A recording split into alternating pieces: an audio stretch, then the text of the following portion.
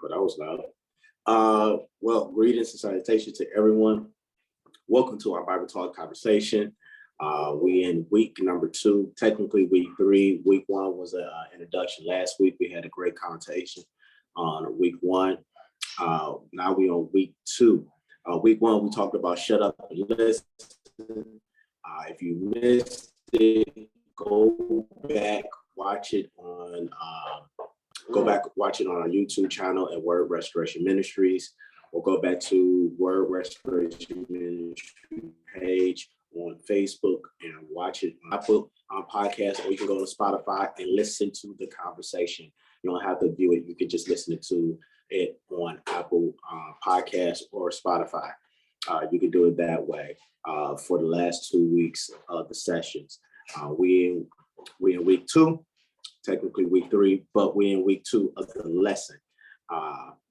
And today we're going to talk about, first of all, let's do this. Let me get, before we move on. We want to just salute everyone that's on here. Got all of my special guests on here. I got Minister Brandy on here. I got Sister Tish on here. I got Sister Dana on here. Thank you all so much for being a part of this Bible Talk conversation. Say hi to everyone. Hello, everyone. Hello.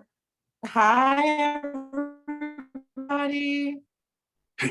I like Brandy's version. Hi, everybody. Anyway, we got the crew on here, and we're going to talk about something today.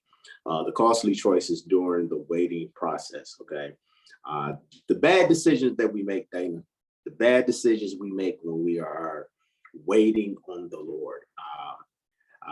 Can we just talk about that for a minute? I see Brandy making a face. You know what that means?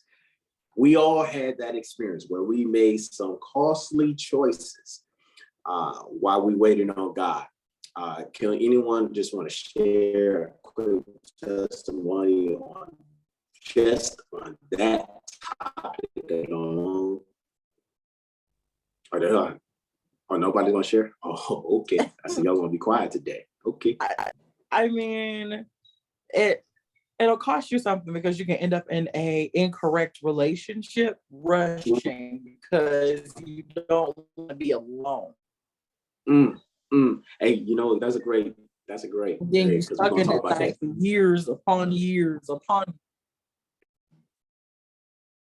Yeah. Well, I know about that as well. And also, it can also cost you almost your life for wrong decisions. It can cost you money. It can cost you a lot of time wasted. You know, it's funny analogy. It could cost you legally. What'd you say? It can cost you legally too. Oh. Mm-hmm. I don't know if y'all know this, but I can't wait to dig into this conversation because it's so fact. We all can relate to being impatient with God. We can relate of moving before God said, give us an answer or give us direction. God can give us an answer, but don't give us the direction. Y'all would be like, we still make a bad choice. I know y'all don't want to hear that. God can give us an answer, and we'll still go the wrong direction. Absolutely. True. It's just true. It is true. I mean, God can give us a direct answer to the situation, and we still go with left. And we all have been. Did I didn't. He didn't say that. The Lord didn't say that. I didn't hear that. Maybe I misheard. So I'm just gonna go with what I wanted. And you know, all the time that's what he said. Yes. And that's exactly where we are having this Bible talk conversation, having that grown folk conversation, as I call it, that grown folk conversation, because we got to be real and be honest. And the Bible talks about we had the victory through our testimonies. And our testimony on today is sharing with everyone, is having this real dialogue about the bad choices we made by being impatient with God. So let's go ahead, let's dig into this. I thank y'all for sharing with me with that. Let's go into this. Let me know if you can see the next screen. Good. All right. So week by week, we're going to go on an overview of the phases of waiting. Last week, we talked about shut up and listen. This week, we're talking about costly choices during the waiting period. Next week, Dana, this is it. Next week, emotional roller coasters of waiting. Woo. Woo. Get somebody else to do it. Oh, wow. My heart. Jesus, that's heavy. All you had to say was emotional roller coaster. I'm through. The emotional roller coaster, okay? And then the following week on 8/16, we skipping 1 week because so far we'll be in Holy Convocation on the week of 8/9. We'll be in Holy Convocation in Chicago, but we come back the next following week, 8/16. We talk about countless tries to quit. Okay, the countless tries we try to quit. Okay. You ain't have to point me out like that on that week. Do that to me. No, Brandy. What was going to happen is Brandy's gonna lead on that week. Okay, we're just gonna be her supporter cast on that week. Okay. Anyway. Brandy. Yeah, Brandy. Anyway, that ain't the point. Okay. On August the 23rd, we're gonna talk about things you should do while waiting on God. On August the 30th, we're gonna talk about how can I. And then our very last week, we're gonna talk about waiting doesn't mean your life suddenly goes on hold. Okay. Because a lot of times people put their life on hold when God is putting us in a timeout. Okay. There's still a process that goes in there. Okay. Through every lesson, we always be aware of God's promises. We always end with a God's promise. Okay. All right. Let me know if you see the next screen. Yes. All right. So decisions we make. Researchers has shown that the typical person makes about 2,000 decisions every waking hour. Our choices affect our health, our safety, our relationships, how we spend our time, and our overall well-being. Okay, this is basic research. Okay, basic research, which I did not know we make 2,000 decisions every waking hour. That's mind-blowing. Okay, mind-blowing. Imagine decisions that y'all make. All of us, we make on an hour by basis. We just make decisions. Okay, from when we get up in the morning, what we're wearing. If you were old school here, you already have your clothes out the night before and already iron and prep so you can get up in the morning, because some people are not early morning persons. What route are you taking to get to work? When you're taking that route to work, are you going to avoid any type of construction? And either you're going to find a detour to avoid that construction. I'm only talking about Michigan, because in Michigan we got construction everywhere. Okay, even the birds everywhere here in Texas too. It's construction everywhere. It doesn't make sense. Everywhere. Ever since they signed that bill, of that infrastructure bill, it seemed like everywhere you go, there's construction everywhere. I don't care. It's everywhere. I'm thank God for the infrastructure bill, but God, can we do this in pieces? I mean, they start something else before they finish the last thing. True. That part. And that don't make sense to me. But that's someone else making the decision for us. Okay, we ain't gonna talk about that. Okay. Yeah. It's like, all right, we're gonna start on this half of 75, but we're gonna leave the other half of 75 alone. But in the middle of 75, in between the two constructions, we're gonna do this. We're gonna block it down to one lane and don't do nothing. That's what we're gonna do. Decisions. Okay. Anyway, Let's go to the next slide. Y'all got me? Yep. Okay. Types of decisions that we make. Okay. Number one. Okay. Here's one of the decisions that we make. One of the types of decisions that we make. Decision fatigue. Okay. Even the most energetic people don't have the endless mental energy or our ability to perform a mental task or make decisions wear thin when it's repeatedly exerted.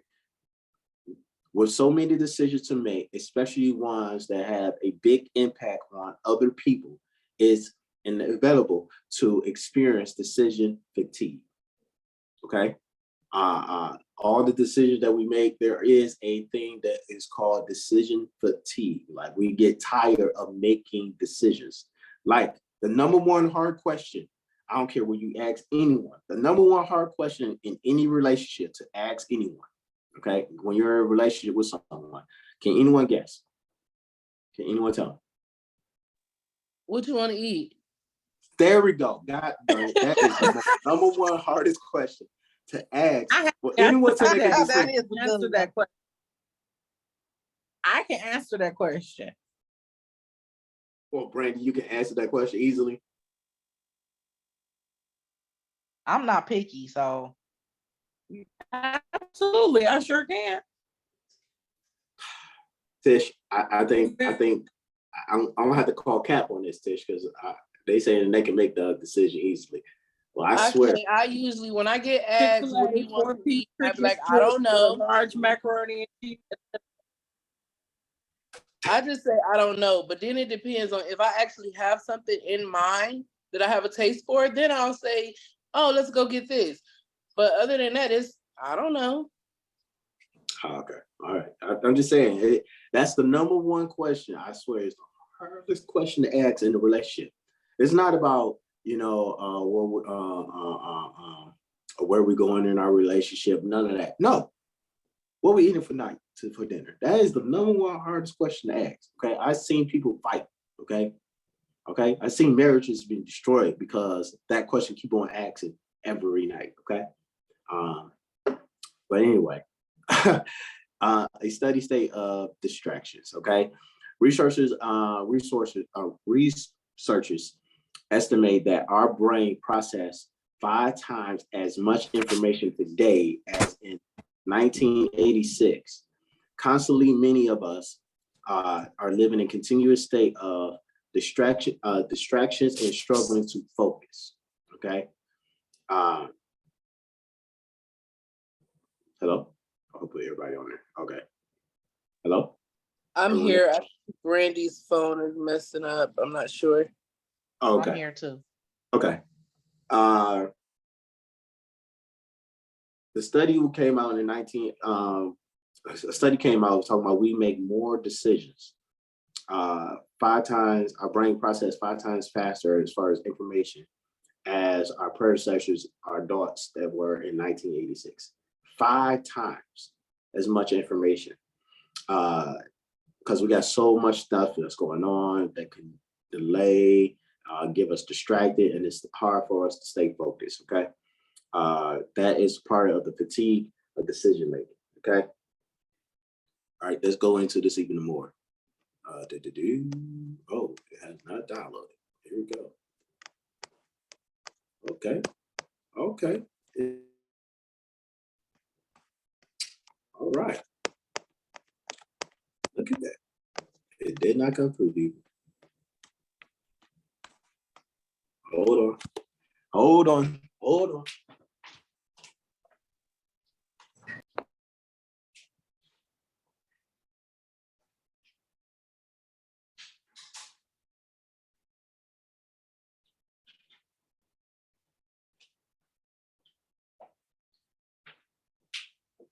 All right, sorry for that. I thought it would download it on my tablet, but I guess not. So this is what we're gonna do. I want to start off with this. All right, so a part of the types of decision making, okay, the types of the decision making A lot of times we make decisions out of being desperate. Okay, being desperate. I know. A lot of us, we felt like we don't make decisions out of being desperate. But I want to tell you this: when you are tired of dealing with the same problem and you are running out of options to solve it, this is when you often make the biggest mistake. Mistakes that we make, we are waiting for God. Which one of them is make us a costly decision is desperation. Okay, let's talk about Mark, the 5th chapter, verse 25 and 26. I don't know if y'all can get your Bibles or whatever, but Mark the 5th chapter, verses 25 and 26 is a very familiar passage. I don't know if you heard this many times, preach about many times. Very familiar passage. It's about this woman and what she had this issue with her blood. The 5th chapter, verse 25 and 26. Okay. In the version I'm going to read is going to be this. I'm going to read out of the English Standard Version. Okay. So we're going to talk about desperation decisions. Okay. Desperation decisions. Okay. Got it. You got it? Okay. Mark 5, verse number 25 and 26. Okay. Read that for me. Oh, wait. No, I wasn't saying I had it. Literally. Oh, okay. Oh, okay. I was saying I got you. Okay. All right. Here we go. I have it. I got it. Oh, go ahead. And there was a woman who had a discharge of blood for 12 years and who had suffered much under many physicians and had spent all she had and was no better, but rather grew worse. So listen to this. This woman was so wealthy. Listen to what the Bible said. Out of her desperation, okay, she's seen many doctors. As she's seen many doctors, she suffered more. I know we talk about how, she pressed her way through. She touched the hem of God's garment, and she felt he says, turn back, virtue has left my body. Let's talk about the desperation that this woman was in. The state of mind frame on waiting on God. And she made desperation decisions by putting her body through unnecessary pain and suffering. Let's talk about it. When you are being desperate, when you're in a desperate state, you're putting yourself in a position to suffer even further along than you have to. You're telling God, I want to make things even harder. I want more of a challenge. Let's make this even harder. Desperation decisions will have a costly effect upon us. See, this woman, she went through many physicians. If you ever get a chance to study this, it's this guy named called H.I. Hessler. His name is H.I. Hessler. This theologian talks about this woman seeing over 120 different physicians. All right, I'm going to be honest. I'm not a man that goes to the doctor much. I can't imagine me going to see 120 different doctors about a report that kept on repeating that I know man cannot fix. Well, can I jump in here real quick? Well, being as though we're women and this lady was hemorrhaging, that can take a toll on you when you're constantly hemorrhaging. day after day after day, and all all you're seeing is blood. You know where I'm going with that. That can I get. don't know where you're going. I don't know where you're going. I'm not a woman. What So I'm speaking. I got you. I got you. When a woman, when a female is menstruating, that and you're just hemorrhaging over and over, and that's the only thing I can think of when she's saying she had a blood disease, like she's hemorrhaging. If it's just out of control, there are women that just bleed constantly, and it can wear on you. So I'm not surprised that it's like after a while, after you've seen one doctor and they tell you one thing, it can become a bit much to bear. So I can understand her desperation, because she had the money, so she probably felt in her mind, well, let me go to this doctor because I can afford to. But the problem there lies, she spent a whole lot of money on people who didn't know what they were talking about or what they were doing, instead of her praying and giving it to the Lord, which can be, I mean, it could be hard. That's easier said than done, especially when it's happening to you. True. And I haven't had that, but I've had, similar something in that area, but not just a lot, where it's just day after day after day. Then I'd be desperate too. So it's like, I can just understand. I can understand why she was desperate on that. I understand that. I hear you there. Still didn't turn out good for her though, but it made it worse. It made things worse. And she lost her life savings. Well, not her life savings, her earnings. She was you gotta think about it, in that time, not that many women was in that type of position, of type of wealth that she was. So she's a rare calamity.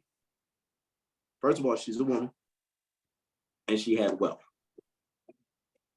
She had unlimited resources because of the amount of wealth that she had. And out of her desperation, she used every resource that she could think of. If the doctor said, if you need to go walk around the tree 17,000 times, she did it. Whatever you could think of. Out of desperation. Let's take out this. Let's take her out the story. Let's put us in a situation. Think of the moment where you made desperation decisions.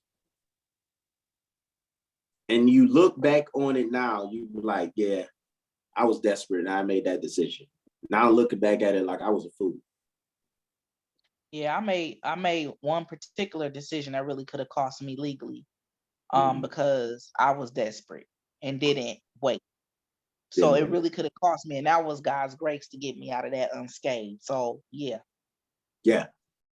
And people, we use God's grace like, hey guys, if you get me out of this, I promise you, I won't do it again. And then again came that part. Well, on that one, I have not done again, and I will not do again. I learned my lesson on that one. First one. Now, I haven't been as lucky as the other ones, but that one, yeah. You say never again. I can't do jail. That's all I'm gonna say. That orange is not the color. Stripes do not go well. I hear you. Hey, I hear you. I hear you on that one. I hear you on that one. If you are desperate for something in your life, God would maybe warning you not to make a bad decision. Like this, the woman, we have to turn to Jesus even when nothing else seems to have worked. While he would maybe using other means in this world to help us, ultimately, he is the one from whom has the power that flows. Okay? God is our source and he supplies the resources.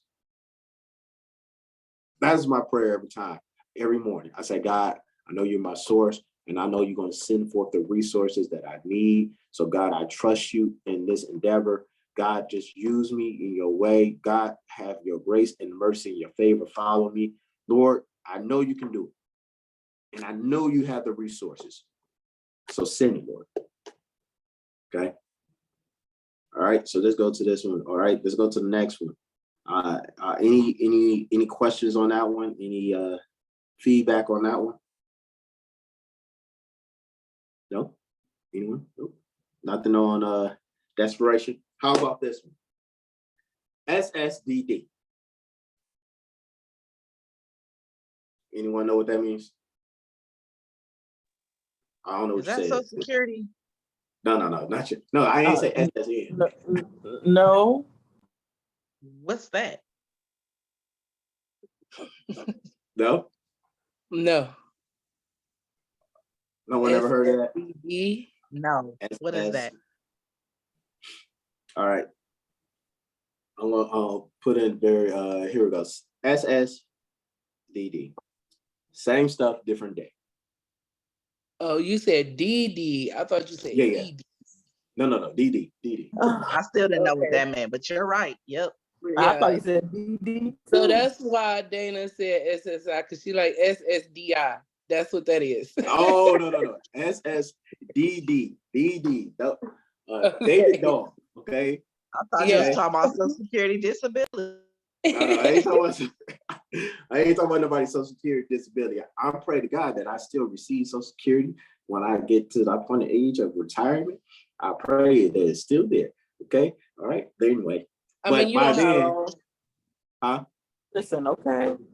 I said saying, you don't how long?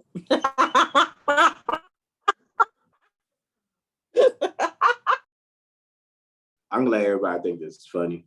Because I see the joke in between there. I ain't gonna say nothing. Okay. Because community is coming up soon. So I ain't gonna say nothing to her. Okay. I'm gonna let it be. Okay. I'm gonna let her have that one. Ha ha he he. Okay. Jokes are on me. Okay. Anyway, even though Tish is older than me, but we ain't gonna say that. Okay. Everyone knows this. Anyway, SSDD. All right. It's true, Tish. You're older than me. Anyway, SSDD. Same stuff, different day. Okay. Someone get Proverbs, the 26th chapter, verse number 11. Okay. When people want to try something again that has already failed, not that much as a real change, we want to avoid being this type of person. Okay. Proverbs. It was really kind of funny because it's Proverbs 26th chapter, and today is July 26th, and we're on day 26 of Proverbs. So just go ahead and hit Proverbs. Okay. Did you see how they get? Yeah. Ha. Proverbs, the 26th chapter, verse number 11. Okay. All right. Anyone got that? Dana, you got that for me, Dana? I can get it. Let me I'm holding my phone in one hand. Let me grab the. Give me just a moment, please. I'm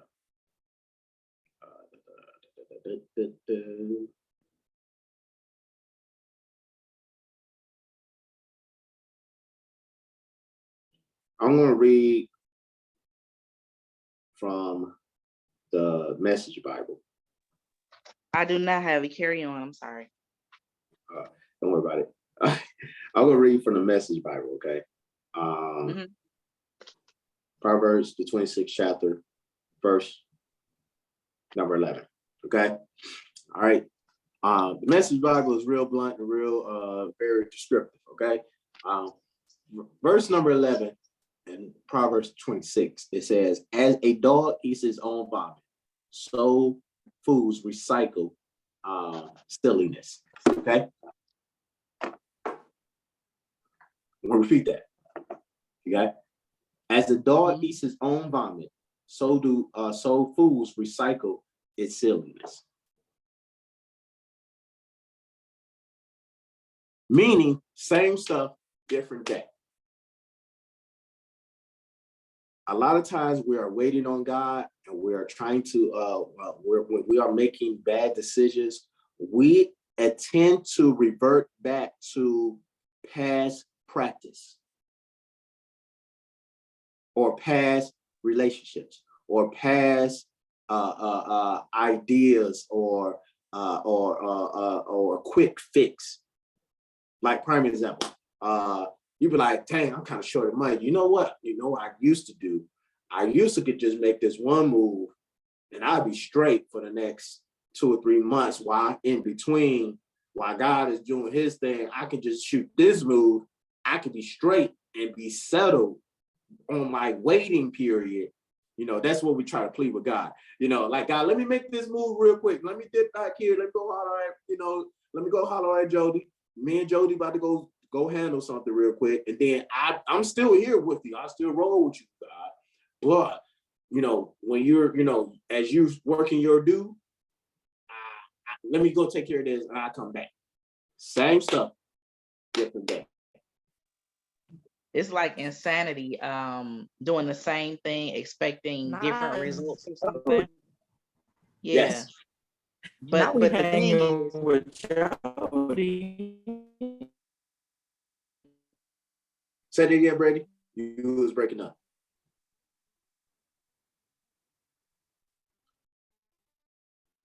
Is she there?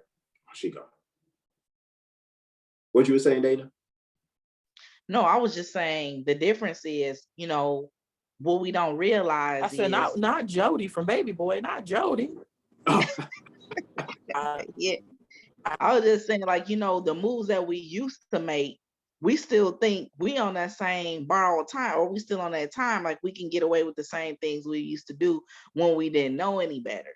Mm-hmm. Now that we know better, it's like we don't even realize we can't even shoot the same moves we used to anymore and not have consequences, because I think the consequences that I didn't when I wasn't really into God as I am now, when seeking the Lord, and I try to shoot that same move, I'm gonna have consequences because I should know better. So we're not even thinking about that. We just thinking, oh, like I can shoot this real quick. It's never a real quick. Now that's are just held maybe accountable. It's never a real quick. It doesn't happen like that. Maybe it's just for me it does. Tish, what you were saying? I was just saying that off of what Dana said, it's like now you're held accountable because you know better. If you do that same move, it's going to be consequences because you know better, and now you have to go through accountability. And that's from Evangelist Tish right there. I'm gonna go ahead and move this. Hey Tish, hold on, before you mute, let me talk to you. Let me talk to you, Tish. Okay. Anyway, Tish, you brought up a great point.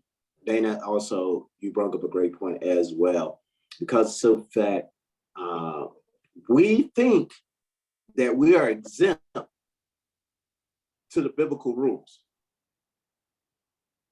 when we're in that waiting period, quote unquote. Mm-hmm. People think that, while God is having me in this quote unquote sitting on the bench or put me in this loading process, or put me in this isolation, that we are exempt from biblical rules. And that's great to lead to the next segue, because I talk about the biblical, we think the biblical rules that we think that we're exempt from. So let's talk about these scriptures. I'm going to read out a couple of scriptures and I want to see if y'all can get them for me. 2 Corinthians, the 6th chapter, verse number 14. 1 Corinthians, the 15th chapter, verse number 33. Then we're going back to our favorite book, Proverbs, the 22nd chapter, verse number 7. Those are three. 2 Corinthians, the 6th chapter, verse number 14. 1 Corinthians, the 15th chapter, verse number 33. And Proverbs, the 22nd chapter, verse number 7. Hey, Brandy, if you can get Proverbs, the 22nd chapter, verse number 7, that'd be great.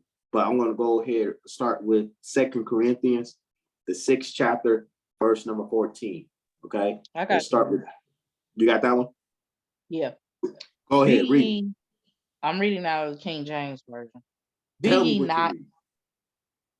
be out of the King James Version. 2 Corinthians 6:14. Be ye not unequally yoked together with unbelievers. For what fellowship hath righteousness with unrighteousness? And what communion hath light with darkness? Mm, mm, mm, mm. That was bars. Mm. In other words, I'm gonna put it in the words of young Drizzy Drake. Your view, my views is different from your views. Tish, you got me? My accountability, my responsibility is different from yours. My spiritual walk is different from yours. My level of risk, because everyone don't want to talk about the risk factor. My level of risk is different from yours.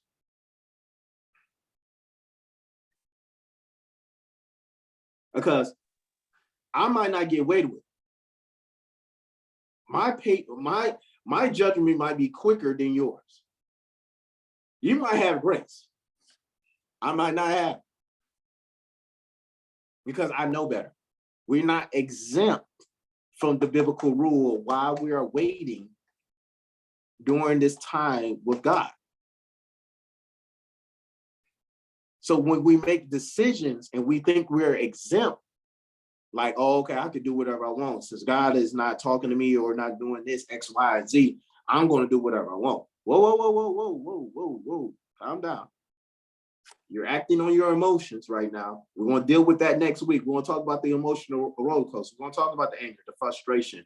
We're going to talk about the abandonment, the loneliness. We're going to talk about all that next week. But you're not exempt from this.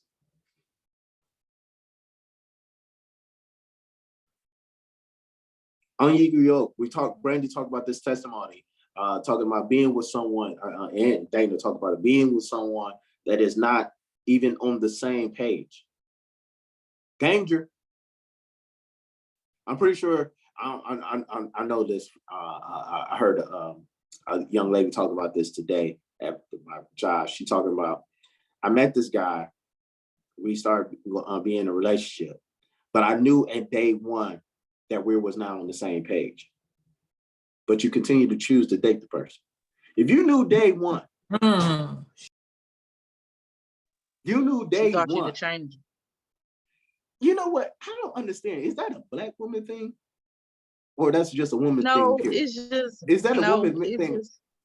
No, just people, they think, oh, if they'll just change. If they love me enough, they'll change. It's not a Black one. It's just a person thing. Sometimes people want more that they hear you. That's just right. Like, well, what's the lady name said? Well, if somebody tell you who they are, believe them. Wasn't that Maya Angelou? And sometimes people just don't believe. Yeah, that's facts. Facts. But we ain't gonna delve on that. We're gonna talk about that later. We might have to bring that back, Tish. We're gonna have to have another Bible talk conversation about that. You know, the unbalance of a relationship. We're gonna have to talk about that. Like, okay, we're gonna have to go through a whole man and woman in itself. That's a whole series of stuff. We might have to do a whole man point of view, a woman point of view. You know, that can be dangerous. It's dangerous, but it's good. But it's needed. I think it's needed. It's needed because so much has changed over the years when it comes to dating. And we're not even talking about marriage yet. Like, we're just talking about dating. Because right these days, you're not even really looking at marriage. For real. Like, I'm just being honest. When it comes to dating people, marriage doesn't even come up really. Like, it's not even a part of the conversation. So yeah, that's a whole series in itself.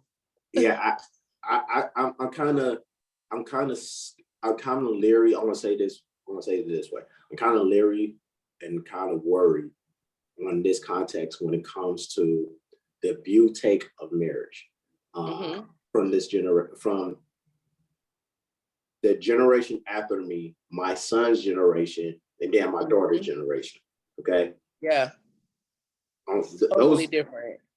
All of it different. Now, people my age group, me and Tish age group, okay. Your age group, yeah. Me and Tish age group. I believe we still want that marriage. We still seek out, you know, there's dating, there's marriage. The youngest one on the group. Who's the youngest one in the group?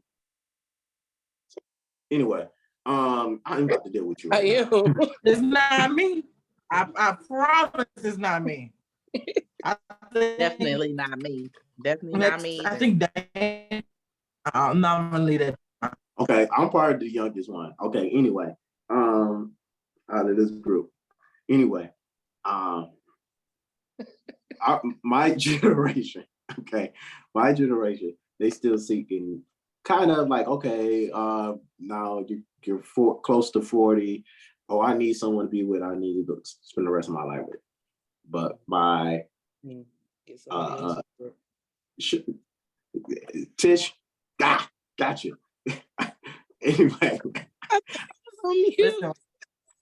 Listen, we're just not going to talk about those 45 and up and 50, because at that point, for some folks, they just looking for somebody to, you know, as far as the older men, like men my dad's age or even younger, at that point, y'all just looking for somebody to be y'all nurse, and nobody got time for that. They sugar baby. I see it right here. Ain't nobody. Okay. They're gonna start out with you trying to be a sugar baby, but then they want you to. You see, I see this is going to, Dana, I see this is going to have to be a whole nother conversation. It's going to have to be a whole nother conversation. I see this is going to, I think we need to take a pause break and be like, okay, this is a special exclusive. Okay, then we go back to the regular schedule program. We should do that one for August 23rd. Yeah, let's leave that at the end. Let's bring that back. It could be like my birthday celebration. My birthday the day after that one. So okay. So hey, how about this? Just remind me, we bring that back at the end. Let's bring that back up at the end. We're gonna bring that back, the unequal and on the balance. Okay. Let's go to 1 Corinthians, the 15th chapter, verse number 33. I want to say this, and then we can move on to the 1 Corinthians 15 and 33. 15 and 33.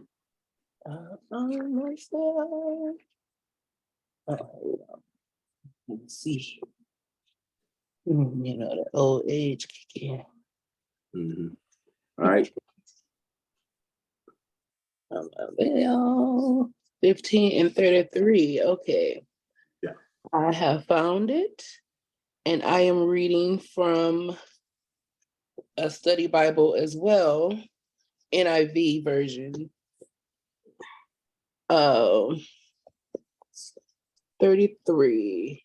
1 Corinthians 15 and 33. Let's see. If I fought wild beasts, actually that's 32. Hold on. Bear with me. Do not be misled. Bad company corrupts good character. You want me to keep going? No, that's it.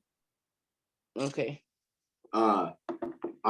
This still goes with the unequal yoke. The people that we hang with, the people that we call associates, friends, people that we entertain, or people that we frequently talk to, those people can damage your value, damage your character, and damage your faith. Hallelujah. Yes, they can. If you don't understand, like they would say stupid stuff like, oh, you going to church, oh, okay, but you're still going through, look, here, take this. Mm-hmm. If God really care about you, he want to put you through this, and I look at you. You used to be up here, you used to have all these other things. Now look at you now. They will distract you. Yeah. They will mislead you. And they will redirect you off your path. Mm-hmm. So true. I have to say, okay, I want to make sure everyone understand that. They will distract you. They will discourage you. Mm-hmm. And they will redirect your path with God. Absolutely. Okay. Let's go to Proverbs 22:7. I know Brandy got that for us. True.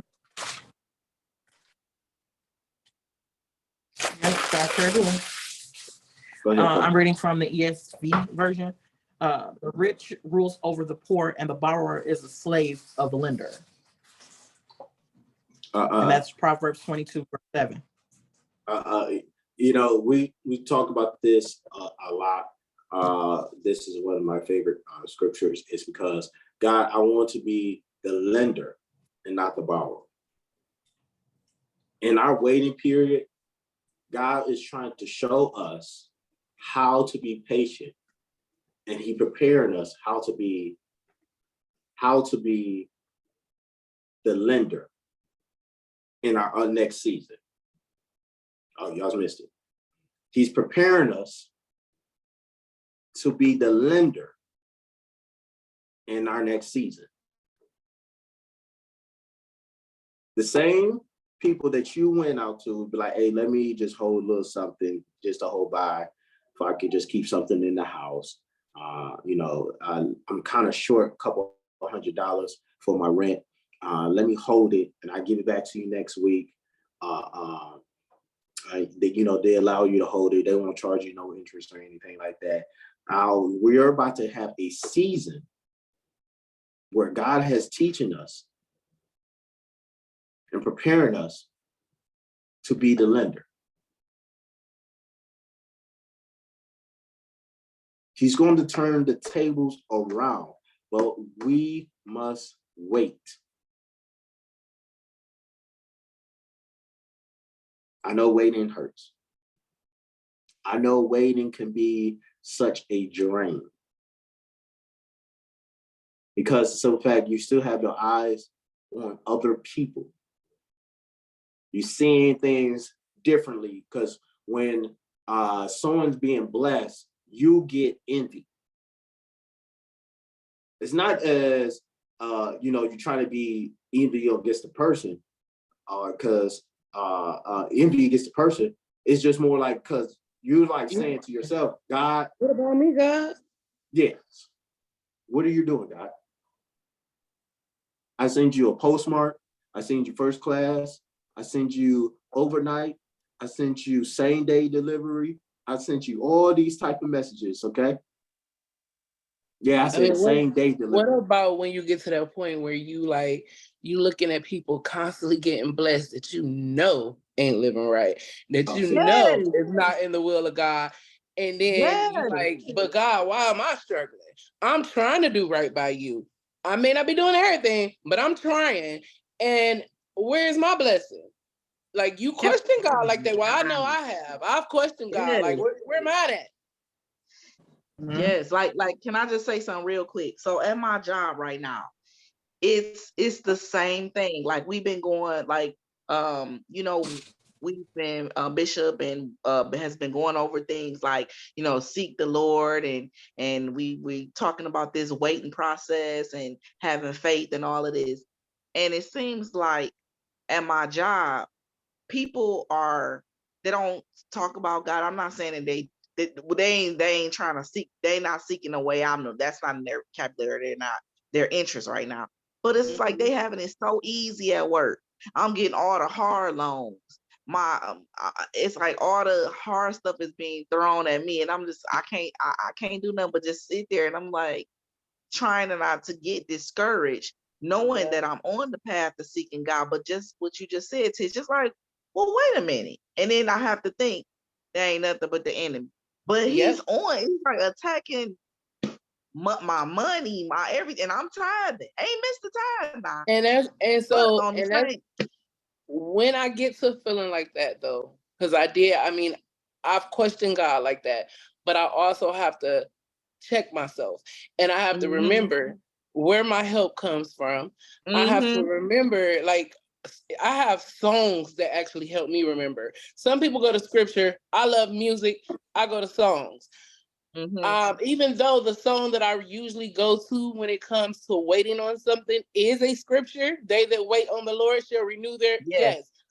I go to that song and it puts me in that mode, like, you know what, God, I got this. I'm waiting. I'm patient. It's not easy all the time, but it's worth the wait. Because when he got you, he got you. Yes. So, and like I just said over on Tuesday morning, when Bishop wanted us to testify, and I was like, I have not missed since I've been tithing. Now things have been a little tight, but it's been coming from other ways. Like I may have not had it in my pocket, but it is really strengthening and teaching us and testing us how to strengthen our faith and to wait because of all these things. And like you looking at all these other people, like you said, that's not living the way that they should, but you know that you're seeking the Lord, but it's like how the enemy is like, see, you look at them, they ain't doing it. It's just like a constant, and it's really showing those tests and when they come. So, but that also goes back to what Carlton said earlier, what Elder Carlton said earlier, is my struggle is different from other people's. My walk with God is different from other people's. So I'm sitting here and I'm looking at them like, look how they living and this and that. But at the same time, I don't know what they going through. I don't know what they talk to God about. So I don't know what's being shown. So I have to check myself constantly when I get in that mindset and questioning God, because it's like, Tish, you don't know what's going on in their life. Just like they don't know what's going on in yours, you don't know what's going on in theirs. So you can't question why they're being blessed, and you have to sit here and wait. But then I also remind myself, because you got to be a little cocky with it, the last show be first. So I have to tell myself that, like, it's okay, I can wait. Because I'll be first, So you just have to give yourself those reminders that what they're going through is not your business. You pray for them, because we all know that sometimes you could be going through the biggest storm of your life, but you could be praying for somebody else. And while you praying for them and helping them out of their situation, yours is being fixed. Right. So, right. It's different ways to look at it and to keep it moving and to practice that patience and remind yourself of who God is. Yeah. I don't know if we got off the subject, but Elder, I'm just saying, had a floor back. We learning it. Sorry, Carlton. What are you talking about? Oh, we said you can have a floor back. I don't know if we got off the subject. See, no. You didn't get off subject. This is the whole point, and this is the vision and the vision that I always have is with a Bible talk conversation, straight dialogue, straight testimony, straight ironing, sharpening iron, sharing, encouraging one another. The best way to learn, everyone, this is a known fact. The best way a person can learn is learning through their peers. It's a known fact. It's not through the textbook. It's not through a lecture or going through the video. It's best when a person is learning from their peers. Why do you think the word testimony is so important? Why do you think in the book of Revelation talks about we have overcome the land through the words of our testimony? Yeah. Straight Bible. But this is a living example of Bible talk conversation. This is what it's for. It's to have this dialogue, have the conversation, not be like, I'm not the one that's directing it. I just want this. This is a direct conversation. We just talking. This is just a regular phone conversation we just having. We just sharing with one another. Absolutely. All right. But I like this. I like how this is going. I wish, more people could be more involved into this. But let's continue to go with this, because simple fact, we just got one more scripture we want to read, and then we'll be done for the night. First of all, I want to thank y'all for just, being patient. Sorry for the inconvenience. A lot of stuff going on in the state of Michigan. Like I said, thank y'all so much for your patience.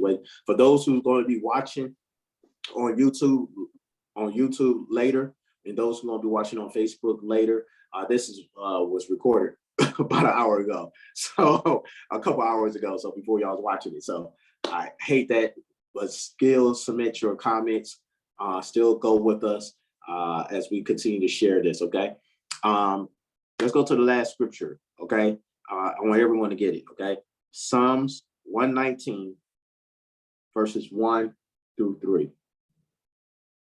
Okay, Psalms 119 verse 1 through 3. And this is going to be our ending for tonight's lesson. We're going to talk about, because you remember, I always want to end the note of being aware of God's promises.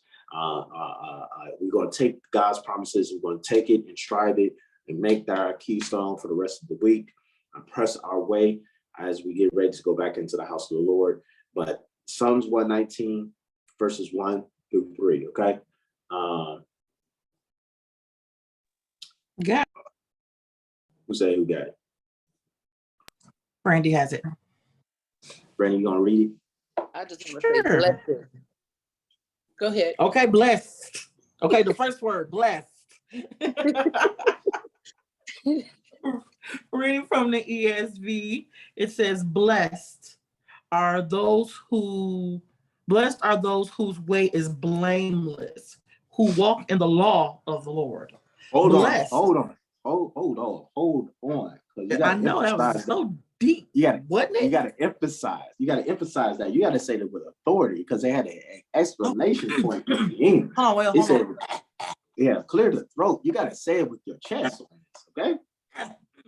Blessed are those whose way is blameless, who walk in the law of the Lord! Exclamation point. Blessed are those who keep his testimonies, who seek him with their whole heart. Hold on. And who also do no wrong. Listen, whole heart, not half a heart, your whole heart. Who also do no wrong, but always walk in his ways. That sounds like another scripture to me, Carlton. Yes, it reminds me of my favorite scripture. Okay, it reminds me of Proverbs, the 3rd chapter. Okay, Proverbs 3rd chapter. Okay, verse number 5. Okay, it says, "I will trust in the Lord with all thy heart, and not lean to thy own understanding." And then verse number 6, "In all my ways, in all my ways, I shall acknowledge him." Okay, that's Proverbs, the 3rd chapter, verse number 5 and 6. Okay, and I like the 5th verse, but I love the 6th verse, because in all my ways I shall acknowledge him. And he shall, because it's that shall word. There's a shall, because that's a shall, because the shall means a shall. Yeah. In there. Yeah, and the shall part is the promise. And he shall direct my path. Okay. I told you we're going to leave on a promise note. Okay. So blessed is those who walk in blameless and who walks in the law of the Lord. Blessed. Okay. You got to say blessed. Okay. You got to add an ET at the end, at the ED. Okay. At blessed. Okay. Okay. Are those who keep his testimonies. Okay. We talked about the testimonies. The testimonies are very important. Because you got to think about it. As Dana and Tish was sharing, you got to think about how they were sharing the testimonies. And I kept on thinking about the passage of Job and how he went through and endured by losing his children, by losing his lifestyle, by being questioned by his friends, by being questioned by his spouse. But in all that, he still blessed the Lord. He got old. He got withered. He started getting sick himself. He still blessed the Lord. The wife was acting funny, who said, hey, you should just roll over and die. And curse your God. He said, woman, shut up. I know it was a black woman because he wouldn't have never said that because he got cursed. But he said, shut up, woman. I'm just going to emphasize and put it my way. Shut up, woman. Wow. Tell me to curse my God and die? You crazy. You crazy. Okay. Anyway, you know that was funny, Tish. You know it was. You know it was funny. You know it was funny. But anyway. You remember you got to bless the Lord. Bless the Lord, those who keep in the testimony, who seek him with their whole heart. Okay? Let's emphasize the whole heart. Okay? The whole heart. The whole heart. Okay? Not just, just not the 35%, not whatever your battery life is right now on your phone or your tablet. Not that. I'm talking about your whole heart. Whole heart. 100. You got to seek after him with your whole heart. Especially when you're in your waiting period.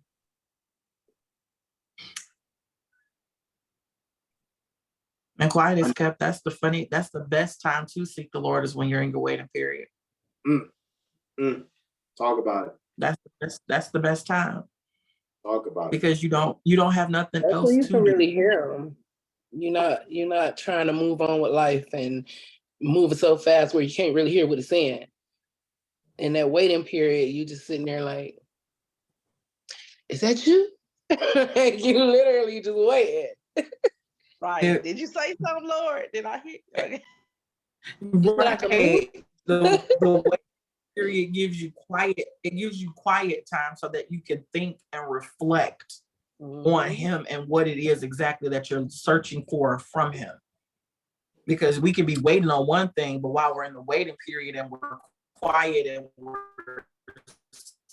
and I like to believe that on him and give him our all, he can bless us with a whole something completely different. I like to also believe that in the waiting period, our cup is being refilled. Because we pour out our cup Y'all talking to on so here. many people. We pour our cup out to so many people that sometimes we forget that we need to be refilled. You can't pour from an empty cup. So you got to take that time in silence to not only wait on God, but to refill your cup so you can go back out and do what it is that you're supposed to do. We all need that moment with God where we like, okay, let me step back, let me relax, let me hear him. Because if you don't, y'all already know the end. Like, if you don't, he gonna sit you down. Like, whether you want to be set down or not, he gonna sit you down and talk to you. Absolutely. I love it. I love it. I love the dialogue. I love the conversation. This is what we're talking about. Really teaching me today, and thank you all. Thank you. Thank you. Because I'm learning how to wait. But it's not bad. It's like wisdom too. Like I'm tired of going down the wrong road. Like I'm not. Yeah. I'm tired of making rush decisions when all I had to do was just trust God. That's why when they tell you to tell God yes, you give him a whole yes. You give him a pure yes because you're tired. So you like, God, it's you. Like I tried everything that I could try. Nothing worked. It's all you. You got it.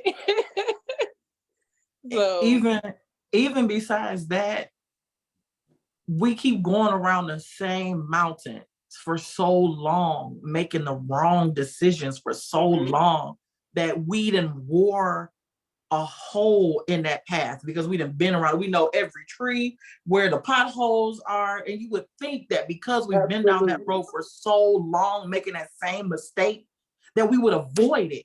But for some odd reason, because we're so impatient, we don't. Because we don't remember to wait and pray our way through and stop and say, okay, now God, I know you said yes was the answer to my question, but you didn't tell me how to get there, how to get from A to B. So in the middle of A to B, I'm gonna seek your face so that I can get from A to B appropriately. Come on. All right. You better preach. Wow. Now, I do want to say something real quick. Now, that was for me. Before we get off of here, I do want to say this. Now, Brandy, in church Sunday, you gave the testimony about your job. Bishop said, tell Dana that. Tell Dana what you just said. I today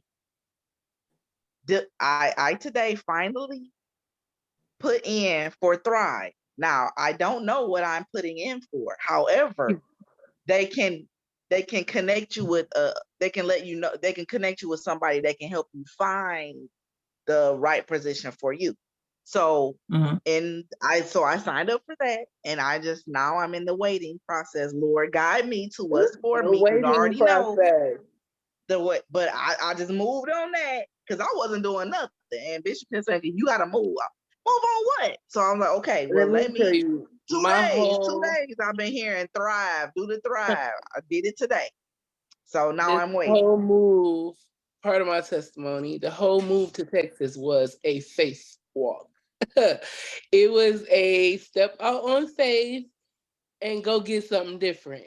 Okay. And that's just the one piece of it. It's so much more 12 years later that I'm still here. But you get it. You got to listen to that voice and do what you need to do. Now, granted, when I came here, it may not have been the way that it should have been, but I came here. And I quickly learned my lesson, and I'm still here. So, we just got to listen, and we got to listen to the parts that God really want us to hear and not look, because we could say, like I just said, how coming here, I didn't come in the way that I should have. I was coming to shack up with a man. Listen to this. How do you go from being an armor bearer to walking away from that to going to a whole nother state to shack up with a man? How pleasing is that in God's eyes? But even with that, he didn't leave me. He didn't forsake me. He let me know that you all right. You got this. You bumped your head here and all of that, but I got you. And I kept going. And after I left that man that I came here with, door after door after door after door opened up for me. So it was like, okay, God, like I know you, and lately, fast forward, I've been feeling like I'm up against a wall. Like, what's my next move? But I keep reminding myself, like we talked about last week, is that if God did it then, he'll do it again. So it's like, okay, absolutely, I'm gonna wait, because I'm in my waiting season too, Dana. I'm there too. Like, I'm gonna wait, and we're gonna listen to God this time. We're not just gonna move on my own will. I'm gonna listen to you. You gonna direct this path. So, here we go. And Carlton knows me before the church. He could tell you, listening to this for me, it's growth. A lot of growth. So, yeah, you have to just wait and be patient. I'm so glad you shared that, because I'm just saying, I don't have nothing else to say. I was just saying, I'm so glad that both of you are, we doing this right now. I needed it. Dana, here's the thing about my testimony on Sunday. I'm supposed to have my drug test, my background check, my clearance. It's not for another month. So I'm still in the middle of a wait. I'm still at the job that I don't like. I still have to stay here. And in the midst of it all, I could be angry. A big part of me is like, let's just quit. God gonna have me. God got it. That's not what he said do. So I have to stick it out, because what was prophesied to me was it's going to be an easy transition. So I can't get ahead of myself in this season while I have to wait until I can get my drug test and my background check and all of that done, because that's not until basically the beginning of September. But I have the job, I have the offer letter, but I still have to wait. That wait. That word. Most people are like, well, what do I do now? What am I supposed to do now? Where am I supposed to go? Or, Brandy, you're gonna sit your tail down and you're gonna wait and you're gonna be patient, because the word says they that wait on the Lord shall renew their strength. They shall mount up on wings as eagles and they shall soar. So I will soar when my time is right. Yes. Not right now. It can't be right now. And another thing that we have to learn in our waiting season is, back to last week, we got to shut up and listen. Because sometimes when you waiting on something, or when you expecting something from God, you got to move in silence. You can't let everybody know what you're doing. You can't let everybody know what you waiting on, because while you praying to get there, you don't know who praying against you not to get there. So you got to move in silence. You have to learn to move in silence. And that's could be one of the main things that God is telling me. Like, I wish you would just shut up. Like, stop telling this person. Quit telling everybody my business. Just shut up and listen to me, and then make your move. So, man, it's so many different points. They'll see it when it happens. Yes. It's so many. People can say, oh, I'm happy for you. And I mean, we're not friends on Facebook, but I just wrote a status about this. People can say, I'm happy for you, but at the end of the day, no, they're not. Not everybody is genuinely happy for you. You may have a few that's really riding for you, that's genuinely happy for you, but not everybody will be. Right. Because some people don't want to see you doing better than them. So that's why you have to move in silence, and you have to wait on God so you can make that move. And you'll know that it's the right move because you waited on God. You didn't just jump up on your own and say, you know what, I'm out. What you doing? Remember, this ain't our life. Because part of me wants to quit. Because listen, when I promise you I'm ready to be like, you know what, take y'all stuff. Take all y'all equipment. I'm going to just wait on God, and this is what we're going to do. But I can't do that because I've obligated myself to do other things. So I can't make that move and just turn in all of my stuff and walk away from them. Absolutely. I can't. I can't. That's not what God is calling for.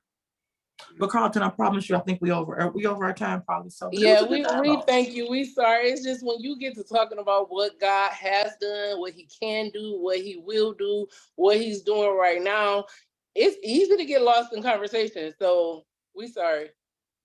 Not sorry, but sorry. He not even paying. I just hope that we encourage somebody there in Cyberland. How about that? You're encouraging me, that's for sure. And hopefully somebody else there is encouraged as well that's listening. Yes. Yeah. So like I said, this is the whole point of having this Bible talk conversation.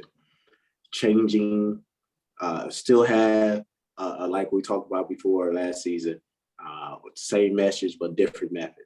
This is just a different method. And we still preaching, teaching the word of God. And this is needed. Okay. Absolutely. Someone is going to listen to this and be encouraged. Someone's going to be healed. Someone is going to be set free. Someone's going to say, you know what? I can make it. Yeah. And that matters. And this platform is good for that, because you have, like, I'm not a Bible scholar, so I don't know all the big words and the all of that. So this platform is good because you have different people from different walks of life that talk different, look different, act different, and all of this, but we're all giving the same message. And so you got all those same people that's giving the message. You have those same type of people coming to receive the message. So they're like, oh, I could relate to her. Somebody that can relate to me may not be able to relate to anybody else on here. Somebody that can relate to Carlton may not be able to relate to us, you know? So it's just, I don't know, it all works together for the good. Like, that's how I look at it.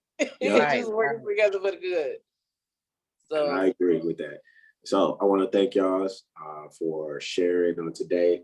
Again, next week, all right? Next week. We're going to talk about emotional roller coasters, okay? Ooh. Oh. Emotional. Good job. Ready.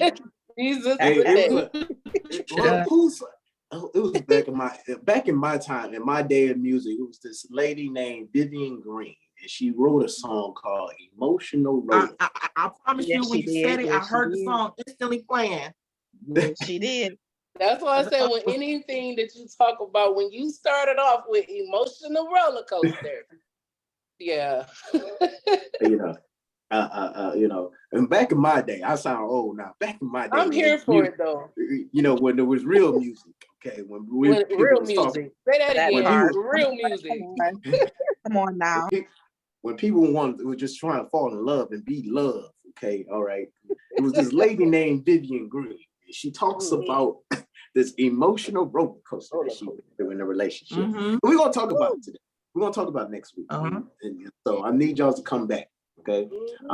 I need to try to get some other guys on here because I need some guys with point of views as well to match the same energy y'all's giving, because so fact I want to talk about the man emotional roller coaster because and I just want to do the compare and contrast between. Let's talk about some emotions. I mean, yes. I would like to hear that too, because don't always see a lot of gentlemen on. It's always, and the men usually don't talk about their feelings. So that's interesting. I would like. If you could get some men on here to talk about their emotional, I will shut up and won't say a word. I just want to listen, because men don't talk about their emotions. They don't talk about what's bothering them. So because they feel like they don't have a safe space. So ladies that's gonna be on here, let's create that safe space and don't say a word. No matter what they say, they may want to trigger us. Just, that's it. That's all. Brandy, I'm gonna remind y'all now. Tish and Brandy. I'm gonna remind you now when they get the trigger. I'm just saying. I put it out there, so I gotta stand by it. I will close my mouth. I want to hear what's in the heart and mind of men, because they don't share that. And they need a safe space. So let's give them that and not say a word. Just listen. All right. Hi, Pinky Promise. I'm here for it. You bring them on, Carl. I can referee if you need me to. I'm serious. I'm ready for this. I want to learn. That would be awesome. Anyway, I'm done with y'all. Anyway, for those who are listening, for those who are watching on our replay, those who are watching on YouTube, and those who are watching on the Apple Podcasts and Spotify Podcasts, you have an opportunity to sow into this as we continue to do great commissions in the city of Detroit. You can sow on Giveify. Giveify is a nonprofit organization where you can sow into nonprofits. You can search for Word Restoration Ministries in Detroit, Michigan. Okay, in Detroit, Michigan. Word Restoration Ministries in Detroit, Michigan. Okay, not in Alabama, not in Tennessee, and not in Montana. Okay, in Michigan. Okay, you could sow there. Okay, or you could do the go through Cash App. You could sow at money symbol 313 WRN. Money symbol 313 WRN. One more time, 313 WRN. You could sow on there as well. So I want to say thank you to everyone. Thank you for being part of our conversation. Continue to submit those comments on Facebook. So continue to ask questions. Trust and believe. We're looking on there trying to see what questions that anyone has. Please write your questions, write your testimonies. We want to share and touch and agree with you. Any prayer requests that you have, we want to touch and agree with you in this season. Trust and believe. Like I said before, we're in the season where God is in our God put us in our pending. and getting ready to release us to be the lender and not the borrower. Okay, get ready for that. Okay, we're in the pending stage. Okay, I need you to get that in your spirit. Drop that in your spirit this week. Okay, we're in the pending stage and getting ready for our release to be deposit, and we are about to be the lender and not the borrower. Okay, people are about to be healed. People are about to be set free. People are about to be delivered. I'm telling you, because we are in our waiting period, and God is preparing us. So thank y'all so much for being with us. Again, I love each and every one of y'all. Bishop, we love you. I know you'll be watching and listening, and we just want to continue. Until next week. It's going to be interesting next week. It's going to be next week. All right. It's going to be y'all need we all, I'm not just y'all, but we all need to pull in some brothers. Yeah. They don't have to actually be brothers either, if you get what I'm saying. We just pull in some brothers. All right. All right. You know. All right. Well, we see. Good night, everyone. Until next time. All right. Thanks for having us. Have a good Thank night. You.